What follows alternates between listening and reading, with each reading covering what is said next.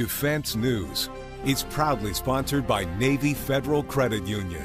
If you're a member of our nation's armed forces, the Department of Defense, or if your family is, we'd be proud to serve you too. On this episode of Defense News Weekly, stories from around the military and defense worlds. We've got updates from industry leaders, top officials, and experts around the armed forces. It's the latest in news and analysis from the Pentagon to the platoon, here on Defense News Weekly.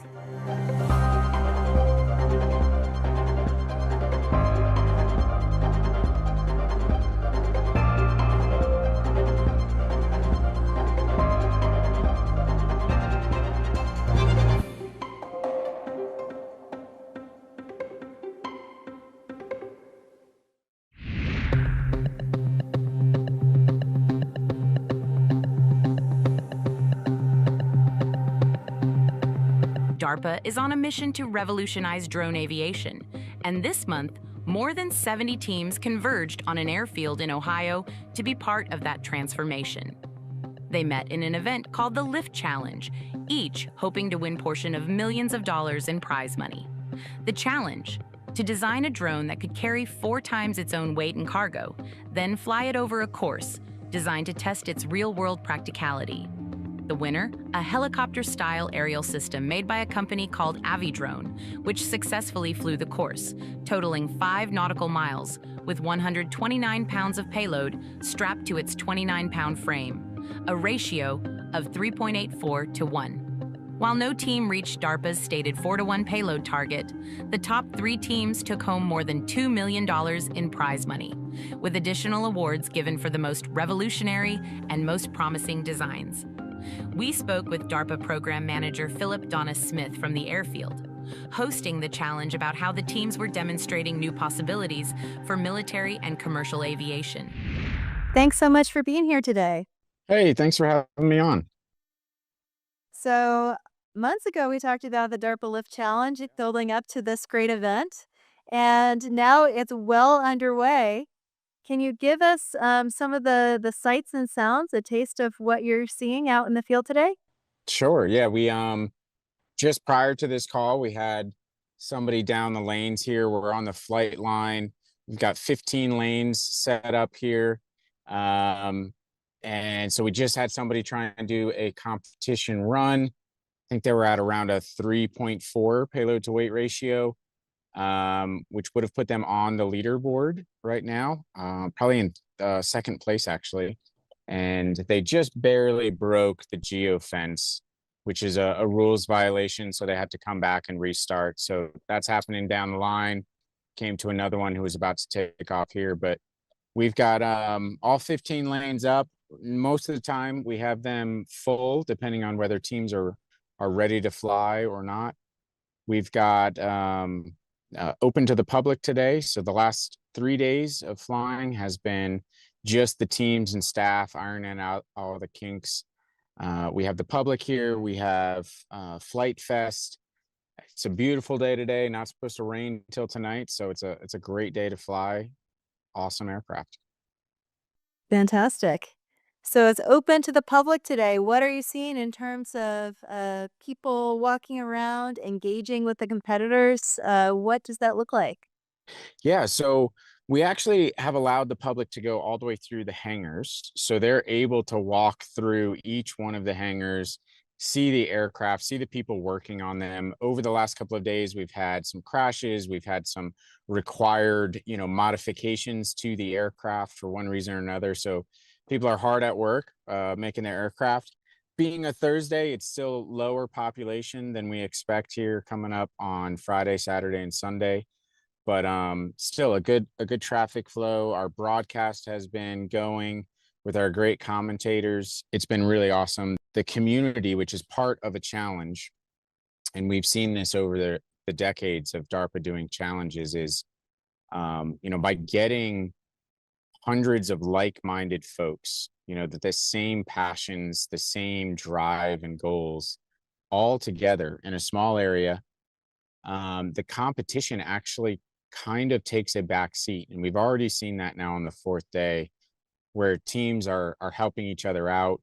Hey, my battery got burned up. Does anybody have another? They're passing them on. They're helping each other tune and build, swapping secrets. And that's really the value of the challenges that we found is the community that's being built. It's been a great environment. We've seen some really great aircraft fly, some impressive crashes, but actually some impressive rebuilds. There's been a couple of people that went up in a ball of flames and smoke, and we're like, all right, they're done. And then they're like, no, we're gonna rebuild. We're coming back tomorrow. We're gonna do it again. And then they spend all night rebuilding, and come back and try again. So it's been fun. Can you remind us of the objectives of this challenge and also the rules? You mentioned breaking the geofence, so clearly there are some parameters that these teams have to abide by. Can you walk us through that? See it. Okay, so there's kind of two sets of rules. One is on design. So that's the 55 pounds. So the aircraft plus all of its fuel sources cannot be over 55 pounds. It has to take off and land vertically within a set space. And then it has to fly within a box in the air. So it's 100 feet high and wide, or 100 feet tall, 100 feet wide, and 1,100 feet long. It's also between 100 and 200 feet. So they're flying in this corridor in the air. If they break that corridor, then they have to reset their run. The goals is very simple. We'd have this 4-to-1 payload to weight ratio, and everything else other than safety is not required. So a lot of these competitions have, an autonomy, a sensor requirement, a landing, a pick up a payload and everything. What we wanted to do is just strip all of those, distractions away and just say, this is only about this one thing, which the hypothesis is if we can break this, then so many more opportunities come afterwards. Well, when this comes out, the winner will be identified and have been selected, but I know that's not the end of the story. What comes after the lift challenge? And you talked about how some relationships are being built and conversations are happening. What comes next, and how is it going to continue to advance the key objectives here? Yeah, so one of the cool things is we've been able to connect um, different groups of people. So one of them is an organization called Go Arrow. So they have a similar challenge. They're focused on medevac delivery or transport, so human transport. They've got a challenge going next year. So we had Gwen come out here, do a little lunch and learn, get people to sign up for hers, so people have further opportunities. We were just talking with a fire department, a large fire department, who is also looking for the same capabilities. And so now even the challenges can get organized, and the community that is built can start moving and all trying to solve problems that different organizations have across the United States or even the world. So that's interesting. That's a direct thing. We have the Army UAS marketplace coming. So service members can purchase some of these drones through that marketplace. And then we've had a number of VIPs come through, venture capital and private equity and all that sort of stuff. So it is about the exposure and the venue, or not the venue, but the way we have set this up to include the broadcast, to include the media interviews that we've had, all to get these teams, these mom and pops. You were talking before about what are the makeups. So there was a guy with 6 kids here. I have no idea how he had time to build an aircraft, but his wife seemed lovely.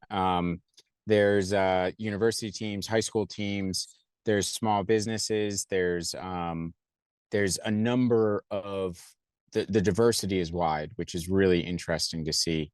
The investment opportunities, connecting the customers to the builders, and then also connecting the sub suppliers to the builders. All of that is what's happening next. And like we've seen in past challenges, the people here oftentimes combine forces and build the next generation of aircraft or whatever the challenge is. So that's what we're hoping for after this. I love that. Well, thank you so much for your time today. Enjoy the rest of the competition. As always, great to speak with you. Thanks, Hope. Have a good day. We've got more news coming up after the break. Don't go away.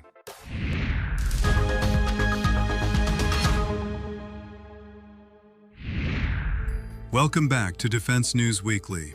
Here's more of our latest coverage.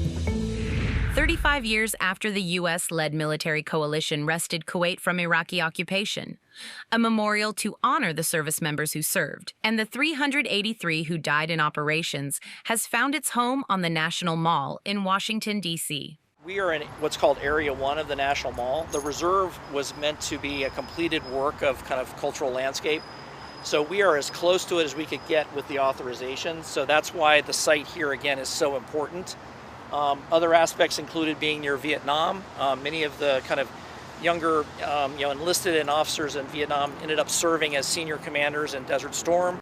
As work went on to put finishing touches on a memorial 16 years in the making, officials gave a sneak peek of the site to the media. These are essentially modeled on what's called Barkhan dunes, which are the form of dune that is in the kind of Kuwaiti and Iraqi desert. They're kind of low, and they have these arms that kind of come out when they blow with the wind.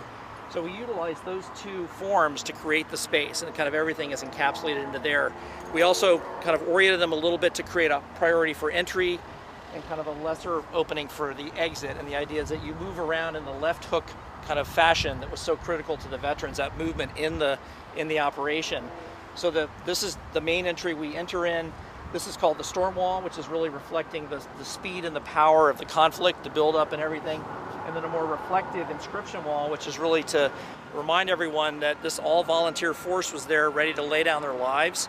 And there were people that were killed and injured and so forth. And so the idea that while it was a great success, it did not come without cost. In the center is what we're calling the Coalition Grove. There's a unity shield which basically lists all the countries that helped. This was the largest coalition ever since World War II, and even bigger than World War II in some ways, that formed to kind of enforce those UN resolutions and the military action. The whole idea of why this site was so important to us is that we could have had another location. I'm not going to mention where, but that we could have had vertical elements. We could have gone as high as we wanted. We felt that we needed to have, and I coined the term, and it's a little bit corny, so please bear with me, but during a commission meeting I stated, we want something that is visible, but also visitable.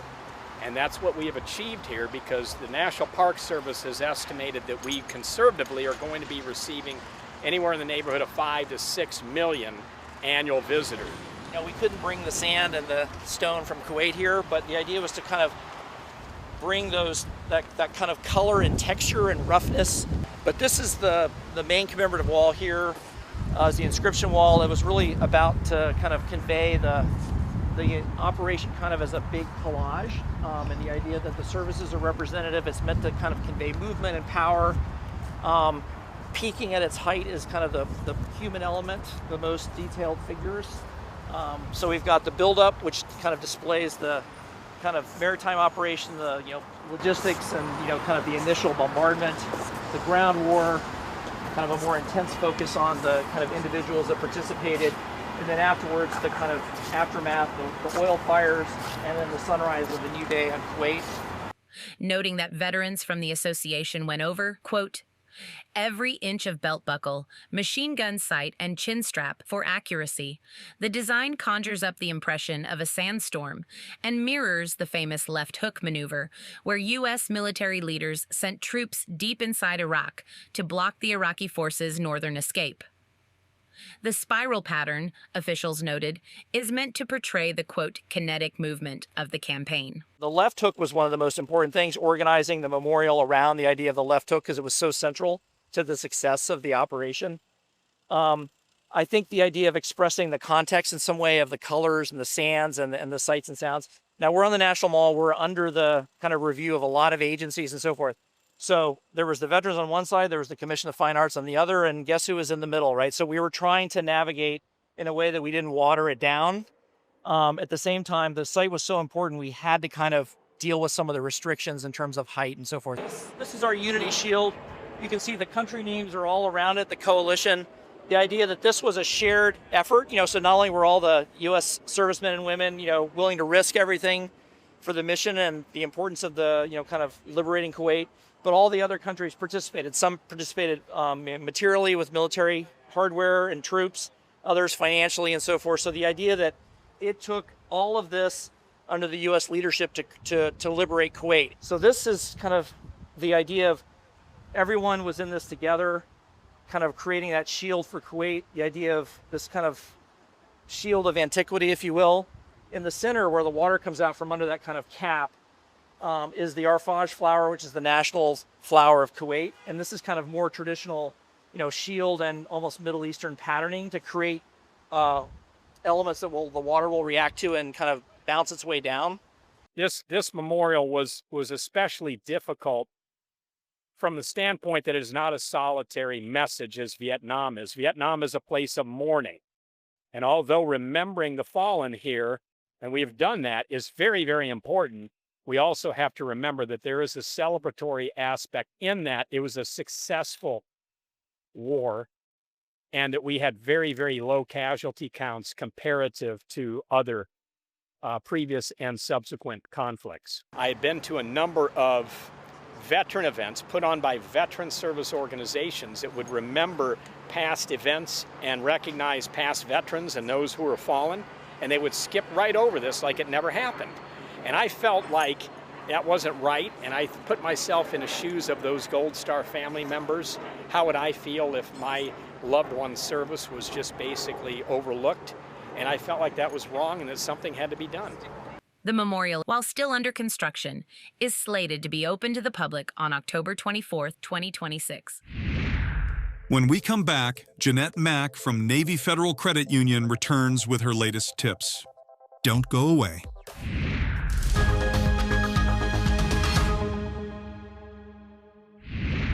Welcome back. In this episode of Money Minute, Jeanette Mack from Navy Federal Credit Union is back with her latest tips. Have a look. If you're a veteran thinking about starting a business, here's the good news. Your military experience may have already given you many of the skills entrepreneurs need most: leadership, strategic planning, problem solving, resource management, all skills that translate directly into business ownership. So trust that your experience can translate into the running of a successful business. Next, think about what you're good at, what problems you can solve, and what kind of work you want for your business to support. From there, create a solid business plan to help you map out your goals, understand your market, and prepare for funding. Veterans have access to special resources, including business training programs, grants, loans, certifications, and government contracting opportunities. And becoming certified as a veteran-owned business can open doors to contracts, networking, and additional support. Don't be afraid to seek help at any stage, and remember to separate your business and personal finances by opening dedicated business accounts. With the right plan, funding, and support network, you can turn your service experience into a great business. To get more coverage of military and defense topics, head over to militarytimes.com and defensenews.com for more headlines. And to be the most up-to-date service member or veteran, sign up for our early bird brief, compiled each morning to bring you the most recent news. Finally, if social media is where you collect your open source intelligence, follow us on YouTube, Facebook, Instagram, and X. And we're also on TikTok, so go follow us there. When we return, more stories from Defense News Weekly.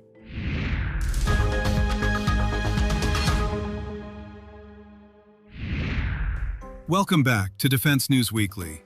Here's more from around the military and defense worlds. Now headlines from around the uniformed services community presented by the Military Officers Association of America. President Trump signed an executive order establishing a Military Spouse Commission to address challenges faced by service members' families. The commission, chaired by Jennifer Hegseth, is made up of spouses of senior military officials and the spouse of the Secretary of Homeland Security. The aim of the commission is to develop policies addressing persistent areas of concern for military families, including housing, employment, healthcare, education, and deployment-related support. While a recent focus on quality of life issues resulted in a 2025 pay raise for junior troops, the strain of frequent PCS moves, access to affordable childcare, and spouse unemployment rates upwards of 20% have been among the most persistent issues facing military families. MOA has long been a champion of military spouse and family issues. Reauthorizing the Work Opportunity Tax Credit, or WOTC, and adding military spouses as an eligible group remains a top concern, and it is one of the primary issues for MOA's summer advocacy campaign. WOTC is a proven strategy for reducing unemployment. When the credit was extended to veterans, post 9/11 veteran unemployment dropped from around 15% to a rate comparable with the civilian population. Spouse employment affects stability, readiness, and retention. If families are under financial strain, they may opt to leave uniformed service. WOTC expired in 2025 and is awaiting congressional action, and lawmakers need to hear from service members and their spouses about how this affects them. Another important issue in MOA's advocacy campaign is restoring GLP-1 coverage for TRICARE for Life beneficiaries, which was cut in August 2025. These drugs have been covered through the TRICARE pharmacy program since 2021, specifically for obesity-related medical conditions, not cosmetic use.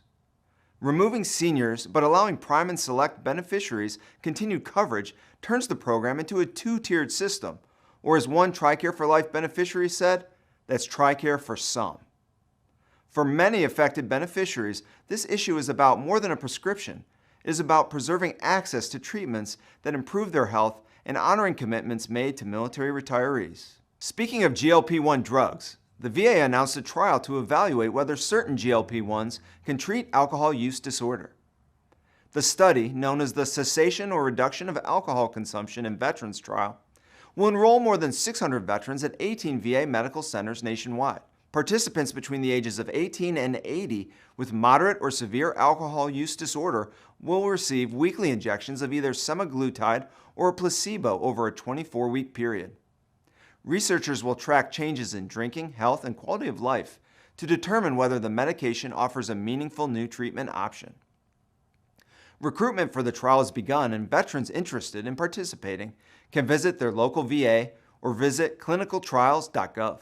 The VA also recently announced a trial to evaluate whether psilocybin, the psychoactive compound in magic mushrooms, could be effective and safe to treat depression and PTSD in veterans who have not responded to other treatments.